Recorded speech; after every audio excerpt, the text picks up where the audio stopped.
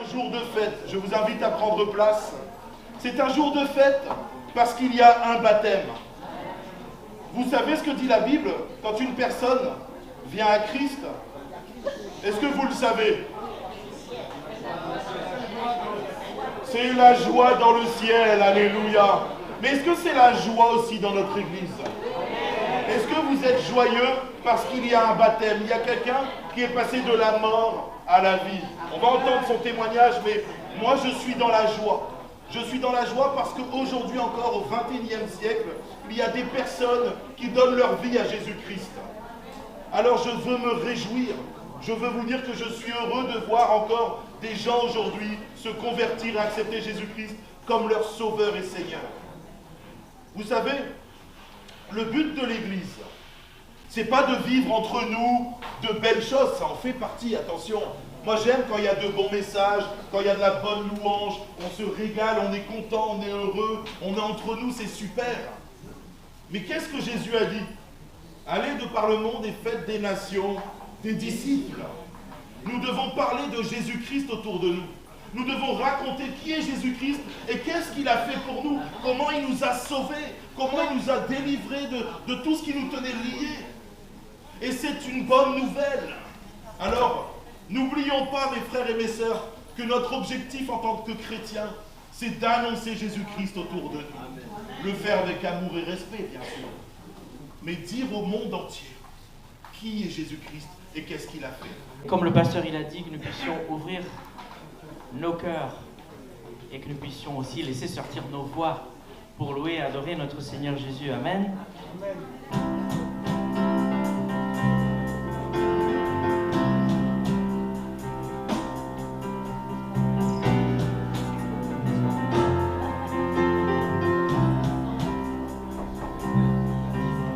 Je louerai sur les monts et du fond des vallées.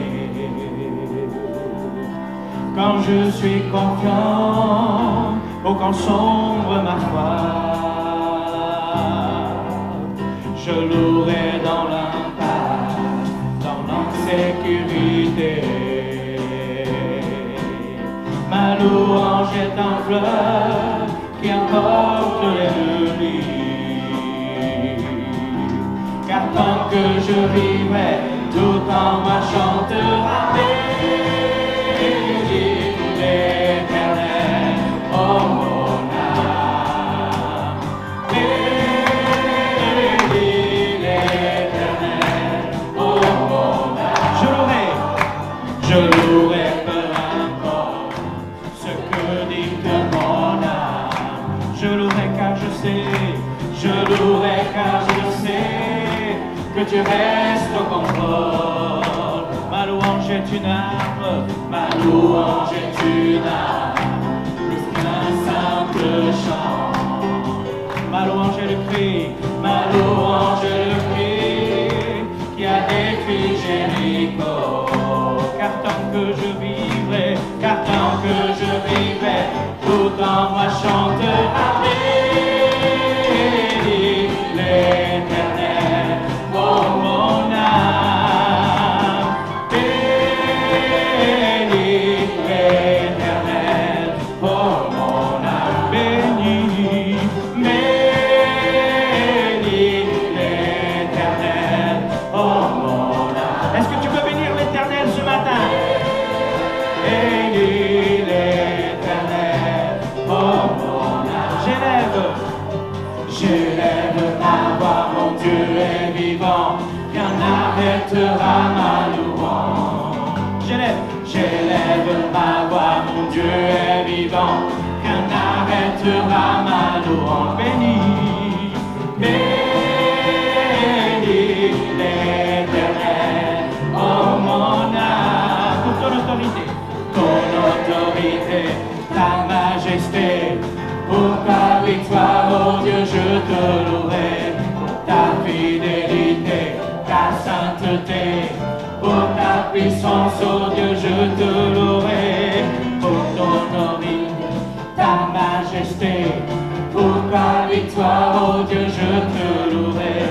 Ta fidélité, ta sainteté, pour ta puissance, oh Dieu, je te louerai. Bénis l'Éternel, oh mon âme. Bénis l'Éternel, oh mon âme.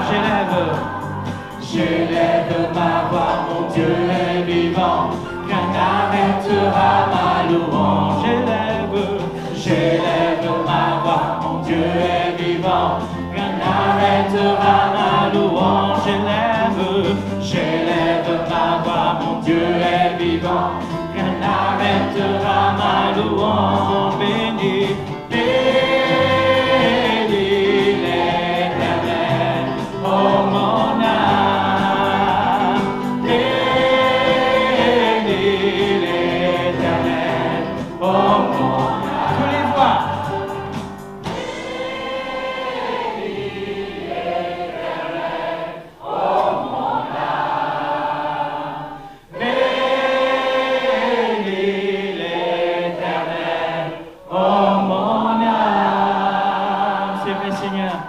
Jésus, nous te bénissons ce matin, Seigneur. Merci pour ta présence au milieu de nous, Jésus. Qui suis-je pour que le roi des cieux m'ouvre ses bras? Perdu mais trouvé par sa grâce, son amour pour moi, son amour pour moi. Il m'a libéré.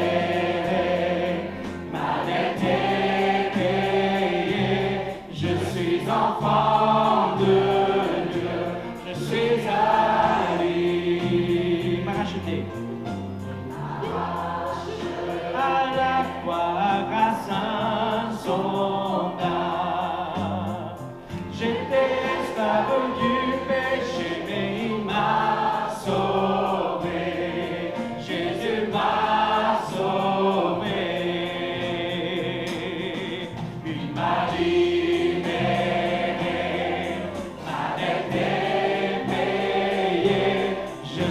Enfant de Dieu, je suis à lui. Racheté à la croix grâce à son âme. J'étais esclave du péché, mais il m'a sauvé. Jésus m'a sauvé. Il m'a libéré.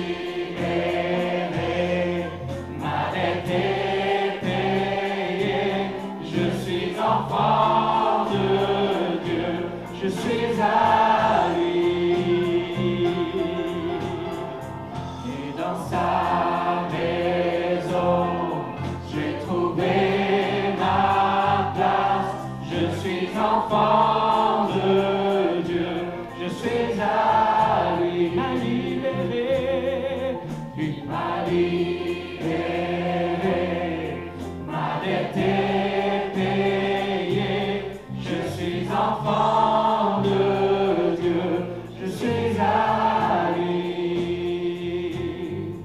Et dans sa maison, j'ai trouvé ma place. Je suis enfant de Dieu, je suis à lui. Je suis choisi et affranchi. En toi je sais qui je suis, tu es pour moi, pas contre moi. En toi je sais qui je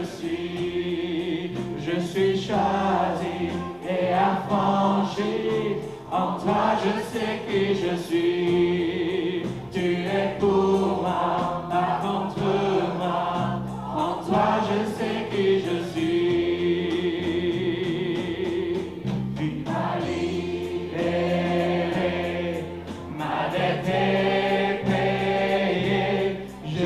Enfant de Dieu, je suis à lui.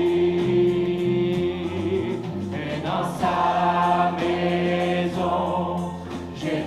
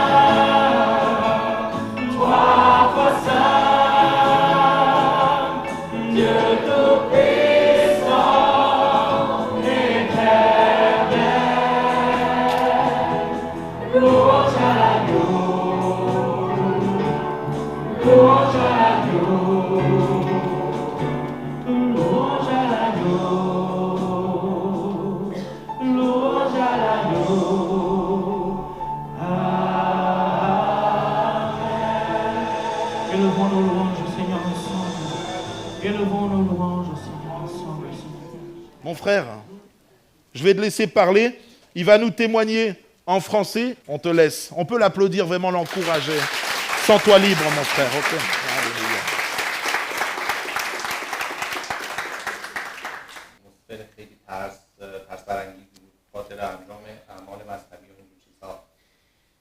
بعد از مدتی در دوران نوجوانی متوجه شدم که مادر من از سری از دعاها و طلسمات این چیزا برای حفاظت من و 3 تا برادرم داره استفاده میکنه که بعدها در زندگی من و برادرانم اثرات خیلی شوم و تاریکی داشت. من بارها تلاش کردم که از این موضوع رها بشم. برای همین در سال 2009 تا 2011 زیر نظر یک استاد ریکی که در ایران پیدا کرده بودم مشغول به تمرینات ریکی شدم، ولی متاسفانه هیچ اثری واسه من نداشت. بعد از اون به خاطر وضعیت حقوقی که در کشورم هستش و به طور کلی از پای مسائل مذهبی رو کنار گذاشتم که البته خانواده‌ام اینو میدونستن، ولی در نهایت تصمیم گرفتم که از ایران خارج بشم به خاطر رژیم دیکتاتور ایران و همچنین فجایع سپاه C'est une langue millénaire. Il y a toute la richesse de la langue, plus riche que la France. Alléluia. Je suis arrivé en France en 2017 avec un visa étudiant. J'avais peur d'entrer dans une église. Je suis quand même entré dans une église catholique, mais personne ne m'a parlé. J'ai traversé une période de dépression et même d'oppression spirituelle. Je suis Je ne pouvais pas dormir car j'avais beaucoup de stress et je pleurais la nuit sans raison spécifique. Je suis même allé dans une boutique ésotérique nommée Passage, au boulevard de la Madeleine à Nice, pour chercher quelque chose pour me soulager de ce poids et de ces ténèbres, mais en vain. Cependant, en 2022, j'avais la connaissance de Saïm qui me parlait de sa foi. Shahin. Ah, bienvenue mon frère. Alléluia.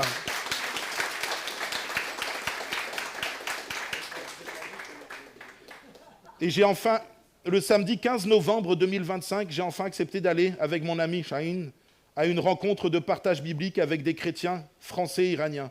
J'ai ensuite un entretien particulier avec Edmond et Nathalie Vanda qui m'ont offert le Nouveau Testament en farsi et français. Au vu des manifestations occultes présentes dans ma vie, ils m'ont encouragé à rencontrer le pasteur Laurie Camara afin qu'il prie pour moi et que je sois libéré. Le moment décisif est survenu lors d'un entretien avec le pasteur Camara en présence d'Edouard Davies et Nathalie Vanda. Le vendredi 12 octobre 2025, j'ai ressenti une voix intérieure me dire « Dis tes problèmes secrets, confesse tes péchés ». À cet instant, ma peur s'est envolée. J'ai tout raconté, libérant les fardeaux du passé. Comme dit l'Écriture dans Jean 8, 36, « Si donc le Fils vous affranchit, vous serez réellement libre. » Alléluia. C'est dans cet échange que j'ai accepté Jésus-Christ comme mon Seigneur et mon Sauveur, car j'ai enfin compris ce que signifiait être réellement libre. Depuis ce jour, les ténèbres qui pesaient sur moi m'ont quitté. Le plus grand miracle est la paix intérieure. Après des années de peur, je peux enfin dormir sereinement. Je vis aujourd'hui cette promesse de Jésus dans Jean 14, 27. Je vous laisse ma paix, je vous donne ma paix.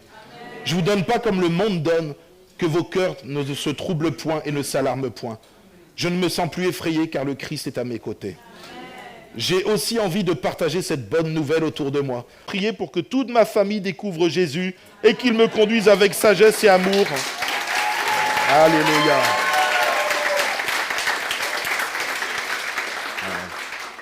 Aujourd'hui, avec gratitude, je demande le baptême pour sceller cette nouvelle vie en Christ qui m'a sauvé et pour partager avec vous cette joie d'avoir la vie éternelle.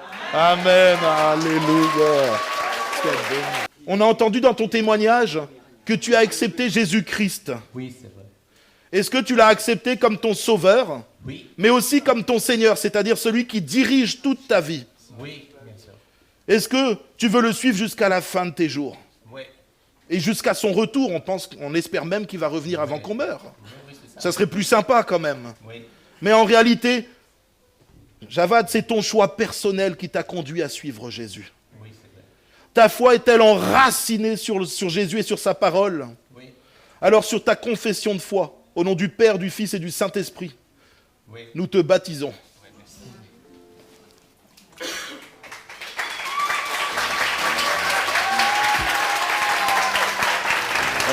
Je suis dans La joie, une joie immense.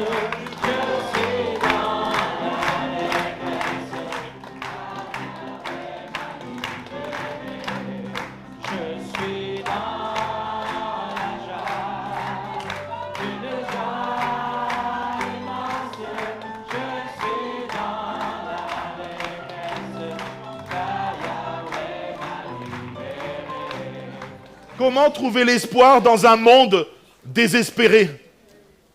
Aujourd'hui, il nous suffit d'ouvrir les yeux et de voir comment le monde va mal. Qui pense que tout va bien sur Terre aujourd'hui? Qui pense que le monde va bien? Qui pense que les familles vont bien? Il n'y a pas de main qui se lève ce matin, c'est bizarre. Comme ils disent, oh, comme c'est bizarre. Mais oui, le monde va mal et c'est de pire en pire. Mesdames et messieurs, j'aimerais vous dire que plus on avance et plus on voit des choses qui ne devraient pas exister, qui ne devraient pas avoir lieu. Et à chaque fois que je fais un baptême, je me dis c'est toujours de pire en pire. Pas les baptêmes, mais la situation dans notre beau pays. À chaque fois, il se passe des choses catastrophiques. Quand on regarde l'actualité, il y a des agressions, des meurtres. C'est horrible ce qui se passe. Et plus on avance, plus on regarde les faits de société, et plus on se rend compte que notre pays est devenu un pays où il n'y a pas de sécurité. Nous sommes en insécurité. Certains n'osent pas sortir le soir, mais pire que ça, il y en a même dans certains endroits qui n'osent même pas sortir la journée. Ils ont peur, ils prennent leur voiture très vite, ils vont au travail, ils reviennent en essayant d'éviter les problèmes. Et nous sommes dans une société aujourd'hui qui a des problèmes. Une société qui essaye de faire l'autruche. On essaye de se dire, mais non, tout va bien, c'est fictif. Et tout va bien, il n'y a pas de problème dans notre pays. Mais alors pourquoi les gens sont remplis d'angoisse, de peur, de crainte? Pourquoi les gens n'arrivent plus à joindre les deux bouts à la fin du mois? Pourquoi les gens sont dans un stress quotidien? C'est parce que ça va mal, notre pays va mal. Et je vais vous dire, en 1968, certains y voient le commencement d'une nouvelle étape dans notre société, une étape où on rejette Dieu. En mai 68, c'est vrai qu'on n'a entendu ni foi, ni loi, sans foi, ni loi, ni Dieu, ni maître, etc. Et certains, et de plus en plus, disent que c'est à ce moment-là que la France a basculé. Ils ont voulu vivre sans Dieu, rejeter Dieu. Et certains disent, et moi le premier en tout cas, que ce que nous vivons aujourd'hui sont les conséquences d'une société, d'une civilisation qui a profondément rejeté Dieu.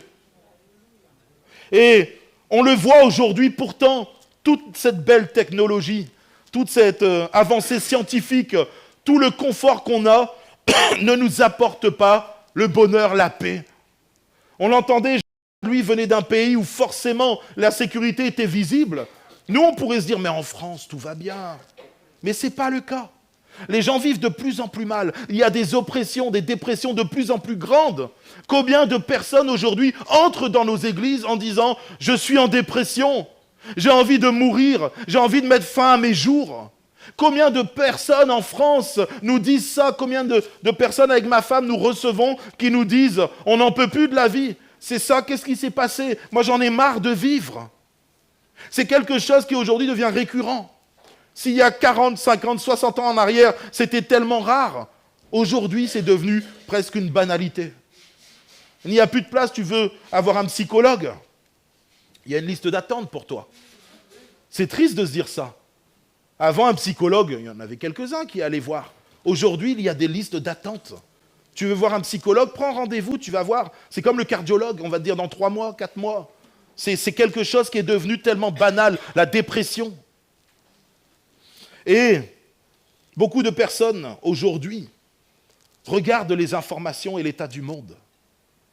Des guerres, on le voit actuellement chez nos frères là-bas en Iran, au Moyen-Orient, aux portes de l'Europe en Ukraine. Et quand on regarde l'état du monde, on se dit, il n'y a plus d'espérance pour cette terre. Plus on avance, plus les années avancent, et moins on a d'espoir. Plus on se sent libre, plus le monde dit « nous voulons marcher de façon libre » et plus le monde se rend esclave. Mais esclave de quoi? Esclave du péché. Aujourd'hui, le mal est appelé bien. Aujourd'hui, on veut s'affranchir de tout ce qui s'est fait à l'époque. Et je parle de notre pays seulement maintenant. On veut s'affranchir du christianisme, de tout ce qui s'est passé, de cette moralité judéo-chrétienne. Et depuis quelques années maintenant, les gens parfois ne savent même plus qui ils sont. Ils se cherchent, mais au mauvais endroit. Et c'est pour ça qu'on a un mal-être dans cette société qui est en train de grandir. Et plus on avance, plus ce mal-être grandit. C'est comme si, alors qu'ils pensaient être libres, réellement libres, ces gens-là se rendent compte au final que la liberté dont ils espéraient les rend esclaves, esclaves du néant, esclaves de choses, on l'a entendu parfois même occultes. Des raisonnements qui les mettent dans une prison. Qui suis-je? Suis-je un homme, une femme? Suis-je... Excusez-moi, c'est vrai que moi ça me surprend, pourtant je suis jeune. Mais il y a 30 ans en arrière, jamais on n'aurait pu entendre ce qu'on peut entendre aujourd'hui. Certains disent, mais moi je suis un chat, une limace, etc. Alors c'est vrai que ça fait rire, mais... c'est vrai que ça fait rire, mais prenez conscience de la gravité. Comment les gens sont perdus aujourd'hui. Ils sont en perte de repères profonds. Le monde va mal, mes frères et mes sœurs. Le monde va très mal et nous sommes dans une crise morale profonde. Il n'y a rien qui ne va plus aujourd'hui. Et quand on voit ce qui se passe en France, la montée la montée de la violence. Tu n'as même plus le droit de dire ce que tu penses réellement. Parce qu'aujourd'hui, et on est en France, vous me diriez, on l'a entendu, en Iran, je peux le comprendre, parce que ça fait déjà longtemps, c'est tout un système qui est comme ça. Mais en France, soi-disant, le pays de la liberté, de l'égalité, de la fraternité. Aujourd'hui, si tu oses juste dire le fond de ta pensée, tu peux te faire agresser. Vous voyez, il y a un bébé qui est d'accord là. Tu peux te faire agresser juste parce que tu ne penses pas comme la masse dominante. Il y a 30 ans en arrière, jamais j'aurais pu imaginer ça. Quand j'étais enfant, on ne se posait pas ces questions. On allait jouer, on s'amusait. C'était sympa la vie, enfin plus sympa en tout cas. Aujourd'hui, les enfants, on les voit à 12-13 ans, ils sont en dépression. Il y a un mal-être profond dans leur cœur. Mais nous, on n'avait pas ça. Enfin, moins en tout cas, je ne dis pas que ça n'existait pas. Mais au prorata, c'était tellement réduit. Soi-disant, nous sommes libres aujourd'hui. Alors pourquoi en France, nous sommes de plus en plus malheureux? C'est parce que nous avons profondément rejeté Dieu. Nous avons enlevé Dieu de l'équation de la France. Et c'est pour ça que notre pays va mal. Alors aujourd'hui, j'aimerais vous dire, mais comment faire? Comment faire dans un pays où il n'y a plus d'espérance? On nous parle de politique, mais ça fait des années que les politiciens essayent comme ils le peuvent de régler la situation. Et on voit que ça s'enfonce de plus en plus. Alors mettre notre espérance dans la politique, ça ne marche pas. Notre espérance dans la technologie, aujourd'hui on vit plus longtemps qu'il y a quelques années en arrière, et ça ne marche pas non plus. Ça ne procure pas la paix de vivre jusqu'à je ne sais pas quel âge. Sauf quand on est en Christ, Maggie, ne t'inquiète pas ma sœur. On a une sœur de 102 ans et elle vit en Jésus-Christ, et elle est heureuse. Que Dieu te bénisse, Maggie. Alléluia. Mais certaines personnes vont vivre jusqu'à 90, 100 ans sans Christ. Et vous savez quoi? On rallonge les années pour eux, mais c'est des années de souffrance, d'incertitude, de doute, d'angoisse. Je travaillais dans une maison de retraite et je voyais la différence entre ceux qui étaient chrétiens et ceux qui ne l'étaient pas. Le soir, ça m'arrivait d'aller et puis de m'occuper d'eux. Et puis, je me rappelle, il y avait une mamie de 103 ans, Maggie. Bon, tu vas la dépasser, on le sait, mais voilà. Il y avait cette mamie de 103 ans que j'aimais énormément. La journée, elle était pleine d'énergie. Et elle faisait des blagues et tout ça. Et puis le soir, quand on entrait dans sa chambre, il n'y avait pas un mot. C'était le silence. Je dis, mais qu'est-ce qui se passe, madame? Elle me disait, oh, elle était blottie sous sa couette. Elle dit, j'ai peur de la nuit. Je ne sais pas ce qui va se passer après. Elle n'était pas chrétienne. Et une angoisse était dans son cœur. Comme un désespoir. Qu'est-ce qui se passe après? Je ne sais pas, j'ai peur. Vous savez, quand on est en Jésus-Christ, ces choses-là ne sont plus présentes dans nos vies. On peut avoir des temps de doute, attention. Je ne dis pas qu'on est devenus des robots du Seigneur, où tout va bien, allô, oui, bonjour, je me lève le matin, je suis heureux, je vais me coucher le soir, je suis heureux. Mais notre espérance n'est pas de cette terre. Notre espérance est placée en Jésus-Christ, celui qui peut tout, celui qui est tout-puissant. Et dans ce monde rempli de désespoir, nous allons voir qu'un homme a vécu on va dire des choses similaires. Il s'agit d'Abraham. Vous allez dire, Abraham, il y a 4000 ans à peu près, il vivait des choses comme ça. Et oui, on aurait tendance à croire qu'il y a 4000 ans, les choses allaient mieux. Qui pense qu'il y a 4000 ans, tout était mieux? Ah, maintenant que je vous ai spoilé un peu, donc forcément, vous n'allez pas lever la main, j'aurais dû le faire à l'envers. Mais moi, je pensais qu'il y a 4000 ans, c'était quand même un peu mieux. Mais en fait, quand on lit la Bible, on se rend compte que ce n'est pas le cas. Il y a 4000 ans, Abraham, il vit dans une époque où il y a, vous connaissez peut-être de nom, Sodome et Gomorrhe. C'est des villes qui sont dans l'immoralité, où il y a une violence. Ça nous fait penser un peu à notre société française d'aujourd'hui. Immoralité et violence. C'est un parallèle. Il y a des guerres aussi de ce temps-là. Abraham, la Bible nous dit qu'à un moment, il va partir en guerre pour libérer des membres de sa famille qui ont été pris en otage par 5 rois qui ont fait la guerre à 4 rois. Donc il y avait aussi des guerres. C'était la même chose il y a 4000 ans. Pourquoi? Parce que les gens avaient profondément rejeté Dieu. Il y a eu une période qu'on appelle Babel. Babel, c'est là où la civilisation, les premières civilisations se réunissent sur terre et ils décident de marcher sans Dieu. Ils se disent, allez, Faisons-nous un nom, construisons-nous une ville. Et alors qu'ils construisent Babel, ils veulent devenir l'égal de Dieu, leur propre Dieu. Et parce qu'ils décident de devenir leur propre Dieu, ça veut dire faire ce qu'ils veulent, vivre comme bon leur semble. La société va tourner au chaos et va donner quelques siècles plus tard Sodome et Gomorrhe. Une ville où Dieu ne règne pas du tout. Une ville où on a enlevé Dieu de l'équation. Et ce qui se passe, c'est violence, animosité, perversion, immoralité, tout ce que vous voulez. Et quand je regarde un peu ce qui se passe en France, nous sommes en train d'aller vers un Sodome et Gomorrhe moderne, où la moralité est en train de disparaître, où la violence est en train de s'accroître, où les meurtres sont en train d'avancer, d'évoluer, de grandir en nombre. Et ça paraît normal pour la société aujourd'hui. Des gens se lèvent et disent « mais c'est tout à fait normal ce qu'on vit, il n'y a rien d'anormal ». Mais non, ce n'est pas normal. Quand on regarde le modèle biblique, ce n'est pas ce que Dieu voulait au commencement. Aujourd'hui, nous pouvons voir que le monde est pareil qu'il y a 4000 ans. Le monde n'a pas changé. Si la technologie a évolué, si les mœurs ont évolué, quand on regarde, elles sont similaires à ce qui se passait avant. Parce que le cœur de l'homme, sans Dieu, ne peut pas changer. La Bible nous dit que le cœur de l'homme est tortueux plus que toute autre chose.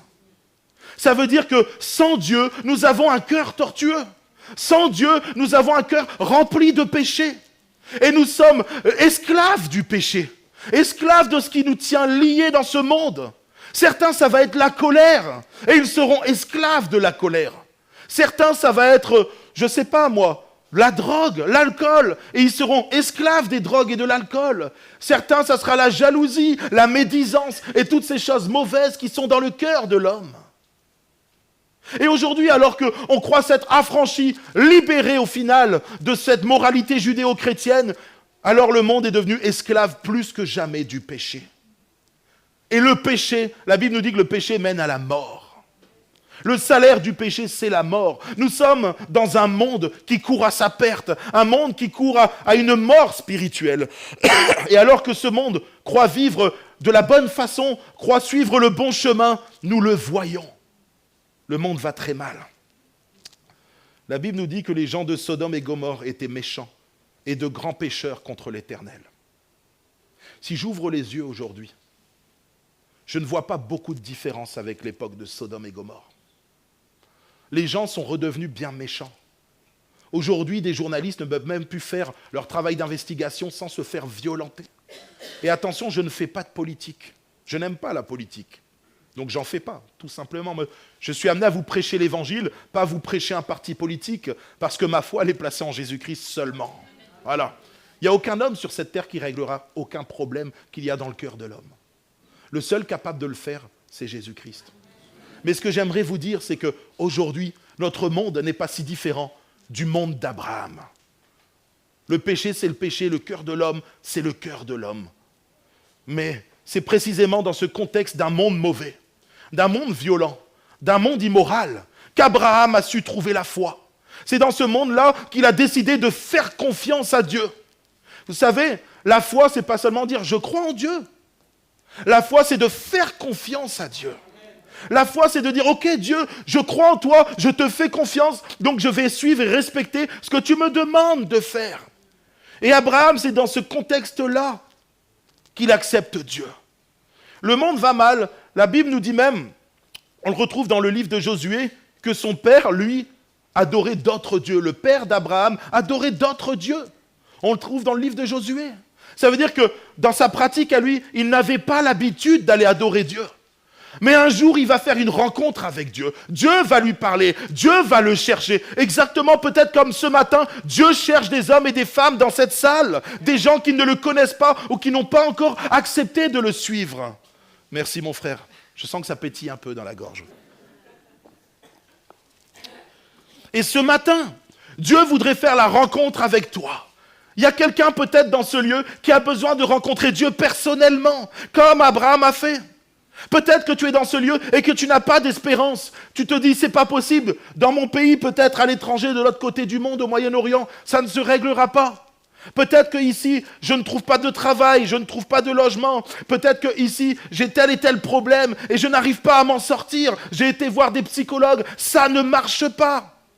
Alors dis-toi bien que ce message ce matin, il est pour toi. Dieu veut te rencontrer, il veut te libérer, il veut te faire du bien, il veut te bénir. Il veut faire une rencontre personnelle, un cœur à cœur avec toi. Mais vas-tu le laisser faire? Vas-tu ouvrir ton cœur? C'est ce que Dieu veut pour toi. Ton désespoir peut te transformer instantanément en espoir. Si seulement, je dis bien si seulement, tu décides de croire en Dieu et de lui faire confiance. Si seulement, tu décides d'ouvrir ton cœur et tu verras ce que Dieu fera dans ta vie. Il est capable de faire au-delà de tout ce que tu imagines. Abraham est devenu le père de la foi. La Bible nous dit, c'est par la foi qu'Abraham obéit lorsqu'il fut appelé à partir pour un lieu qu'il devait recevoir en héritage et qu'il partit sans savoir où il allait. Imaginez-vous Abraham, il est à pied, peut-être en chameau à cette époque ou en âne. Et Dieu lui dit, tu vas quitter ton pays, tu vas quitter tout ce que tu connais, tout ton confort là, personnel, tout. Tu sais, vous savez que quand on connaît une ville et un pays, on est rassuré. Mais si demain je vous disais, allez, on va tous aller vivre en Inde comme ça, vous seriez rassurés? Il y a un oui ou deux qui traînent. Voilà. Si je vous dis, allez, on va vivre en Corée du Nord, là ça va mettre tout le monde d'accord. Vous seriez rassurés? Voilà, là j'étais sûr que vous alliez dire non. Parce qu'il y a toujours un oui qui traîne, l'Inde, oui, ça donne envie, on va bien manger et tout. Mais la Corée du Nord, enfin moi j'aimerais bien aller la visiter personnellement. Puis prêcher l'évangile, on ne sait jamais. Hein. À celui qui dirige le pays. Moi, je ne dirais pas non pour un voyage là-bas. S'il m'invite, j'y vais. Voilà. Mais bon, ce que je suis en train de vous dire, c'est qu'Abraham, il est dans un contexte qui n'est pas simple. Il rencontre Dieu. Dieu lui dit, écoute, à partir de maintenant, tu vas quitter ton pays, tu vas quitter tout ce que tu fais, ta famille. Et tu vas me suivre. Je t'enverrai dans un pays où il y a des promesses derrière, etc. Et Abraham, il va croire en Dieu, mais il va le suivre, il va lui obéir. La Bible nous dit qu'il est devenu le père de la foi. Le père des religions monothéistes, même si je crois que c'est nous les chrétiens qui avons la vérité. C'est vrai ou pas? Nous avons Jésus-Christ. La Bible nous dit que Jésus est le chemin, la vérité et la vie, et que nul ne vient au Père que par lui. Écoutez bien, c'est important. Nul ne vient au Père que par Jésus-Christ. Ce n'est pas moi qui le dis. C'est la parole de Dieu, c'est Jésus lui-même. C'est lui qui dit « Je suis le chemin, la vérité et la vie ». Nul ne vient au Père que par lui. Alors moi, je bénis tout le monde, je n'ai pas de souci. Chacun peut pratiquer la foi comme bon lui semble. Mais pour être sauvé, il n'y a que Jésus-Christ. Rien d'autre, personne d'autre. Alors, pendant que les autres cherchaient, du temps d'Abraham, leur sécurité dans des villes, peut-être dans la politique, on va dire, à l'ancienne, où ils essayaient d'élire des rois, des chefs de ville, ils essayaient de construire leur maison, leur famille, et ils pensaient que c'est comme ça qu'ils allaient être heureux. Abraham, lui, il a décidé de faire confiance à Dieu. Et ce matin, dans ce lieu, il y a peut-être quelqu'un qui est tourmenté dans sa vie. Quelqu'un qui ne sait pas pourquoi il traverse des épreuves, autant d'épreuves, pourquoi il vit des choses qui viennent s'abattre sur sa maison. C'est dur. Peut-être qu'il y a une lourdeur sur ton cœur ce matin, des incompréhensions. Mais laisse-moi te dire que si tu fais confiance à Dieu, il peut enlever tes problèmes ou il peut t'aider à les traverser. Mais il sera toujours à tes côtés. L'histoire d'Abraham ne s'arrête pas là, parce que la Bible nous dit que toutes les familles seront bénies en Abraham. Toutes les familles, toutes les nations de la terre. Pourquoi ? Dans Galates chapitre 3, verset 16, la Bible nous dit « Or, les promesses ont été faites à Abraham et à sa postérité. » Il n'est pas dit « Et ô postérité », comme s'il s'agissait de plusieurs, mais en tant qu'il s'agit d'une seule, et à ta postérité, c'est-à-dire Christ. L'histoire d'Abraham nous amène à Jésus-Christ. Vous savez, la seule solution que ce monde a pour sortir de ses angoisses, de sa dépression, pour être libéré de son péché, de ses addictions et de tout ce qui l'empêche aujourd'hui d'être épanoui, c'est Jésus-Christ. Il n'y a aucun autre nom sur terre, Aucune autre personne à qui a été donnée la puissance, l'honneur, la gloire. Il n'y a personne sur cette terre qui n'a pu vaincre la mort si ce n'est Jésus-Christ lui-même. Il n'y a personne qui peut effacer nos péchés si c'est Jésus-Christ. La Bible nous dit, dans Jean chapitre 3, verset 16, « Car Dieu a tant aimé le monde, qu'il a donné son Fils unique, afin que quiconque croit en lui ne périsse point, mais qu'il ait la vie éternelle. » Ce matin, j'aimerais te dire quelque chose. Si tu es dans ce lieu, ce n'est pas un hasard. C'est la volonté de Dieu. C'est un rendez-vous que Dieu te donnait. Tu as peut-être été invité ici par quelqu'un de l'église, mais Dieu te voulait présent dans ce lieu. Pour que tu puisses entendre parler de son Fils Jésus-Christ. Pour que tu puisses entendre qu'il y a une solution à ta dépression. Il y a une solution à tes péchés, à tes angoisses, à tes addictions. Et c'est Jésus-Christ. Pourquoi ? Parce que la Bible nous dit qu'il est mort sur une croix. Il est mort pour nos péchés. Il a porté nos péchés, nos fardeaux, nos maladies. Et il les a amenés avec lui sur cette croix. Ils ont été cloués à la croix. Et alors que le monde pensait que Jésus allait mourir comme un simple homme, la Bible nous dit qu'il est ressuscité. Que la mort n'a pas pu le tenir. Et qu'au 3e jour, il est revenu à la vie. Et c'est parce qu'il est vivant qu'il a brisé le pouvoir du péché pour tous ceux qui l'acceptent comme sauveur et Seigneur. Oh, cette croix! Les gens pensaient l'avoir crucifié sur cette croix et l'avoir vaincu, avoir vaincu Jésus. Mais il est le Fils de Dieu. La Bible nous dit qu'il était saint, qu'il n'a jamais péché. Et c'est parce qu'il était saint et qu'il n'a jamais péché qu'il a pu nous pardonner de nos péchés. Si toutefois, nous lui demandons pardon pour nos péchés. La Bible nous dit que celui qui place sa foi en Jésus-Christ, celui qui décide de l'accepter comme sauveur et Seigneur, celui qui se repent de ses péchés, ça veut dire qu'il demande pardon, qu'il fait demi-tour à la vie qu'il avait. Cette vie qui nous dit aujourd'hui, je parle des gens aujourd'hui qui n'ont pas Jésus-Christ dans leur cœur, qui disent « Moi, je veux vivre ma propre vie, je veux vivre comme bon me semble. » C'est ça le péché, c'est vivre sans Dieu étant au centre de notre vie. Si aujourd'hui, tu es là et tu entends ce message et que tu te dis « Moi aussi, je veux être libéré de mes péchés. Je veux être libéré de mes addictions, libéré de tout ce qui m'empêche d'être heureux et épanoui. » Alors dis-toi bien qu'il te suffit maintenant, sur ta chaise, de dire « Oui Jésus, je t'accepte dans mon cœur, je t'accepte dans ma vie et je te demande pardon d'avoir vécu sans toi. Je décide de placer ma foi en toi, de croire en toi, mais bien plus de te faire confiance. Ça veut dire je te laisse diriger ma vie. Et tu verras instantanément ce que Jésus fera en toi. Il l'a fait pour moi. J'étais un bandit. J'étais addict aux drogues, à l'alcool. J'aimais les femmes. Je ne vais pas vous raconter tous les péchés que je faisais. Il faudrait un dictionnaire presque. Et le jour où j'ai accepté Jésus-Christ, écoutez bien ce que je vous dis parce que c'est important. Le jour où j'ai dit Jésus, prends toute la place dans mon cœur. Je te laisse tout, je te donne tout. Ce jour-là, j'ai été libéré de mon péché, libéré de mes addictions. Ça a été instantané. Ça ne s'est pas fait en 5 ans, en 8 ans. Je n'ai pas eu besoin d'aller dans des cures de désintox, etc. Instantanément, Dieu m'a libéré de tous mes problèmes. J'étais devenu une personne différente. Mon cœur avait changé. Le péché n'avait plus aucune emprise sur ma vie. Et ce jour-là, alors que les gens qui me connaissaient, qui savaient que j'étais quelqu'un de pas propre, un souillon, un bandit, ont vu un changement radical. Mes amis ont dit, mais il est devenu fou, c'est pas possible. Je ne fumais même plus de cigarettes, c'était terminé. J'ai envie de vous dire ce matin que c'est possible pour chacun d'entre vous. Tu n'étais peut-être pas un bandit comme moi. Tu n'étais peut-être pas quelqu'un de mauvais qui a fait de grandes mauvaises choses. Mais tout simplement, tu vivais tout simplement peut-être sans Jésus-Christ dans ta vie. Tu vivais ta propre vie. Eh oui. Maggie, qui a 102 ans, nous dit qu'en prenant de l'âge, on se rend compte qu'on a besoin de lui. Mais crois-moi, dès le plus jeune âge, si j'avais su tout le bien que me procure Jésus-Christ, si j'avais su, avant de connaître Jésus, ce que ça faisait, je l'aurais accepté le plus tôt possible. Dès que j'étais en âge de conscience, j'aurais dit oui à Jésus. Parce que j'ai été tellement violenté dans ce monde. Moi aussi, j'ai cherché. J'ai cherché le bonheur dans les plaisirs. J'ai cherché le bonheur dans l'argent. J'ai cherché le bonheur dans la fête, dans les femmes. Et vous savez quoi ? J'ai été profondément malheureux.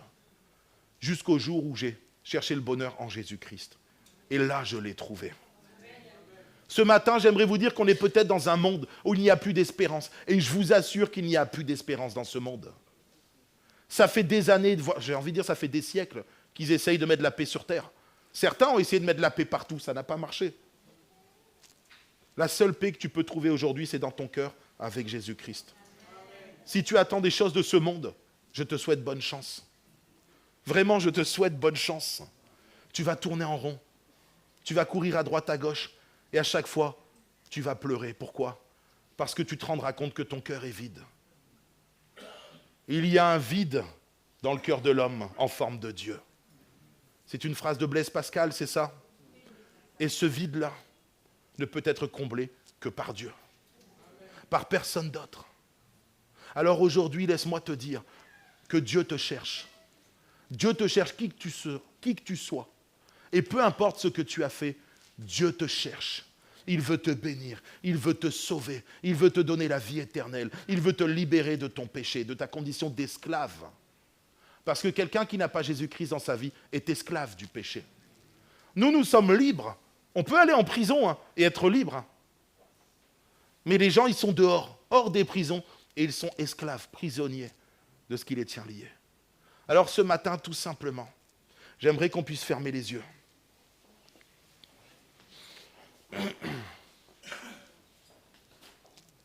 Et alors que tous les yeux sont fermés, c'est un rendez-vous avec Dieu, un rendez-vous personnel entre toi et Dieu. Et peut-être que tu as entendu ce message ce matin, et peut-être que ça a parlé à ton cœur, et que tu te dis, moi aussi je veux être libéré du péché, moi aussi je veux être libéré de mes peurs, de mes craintes.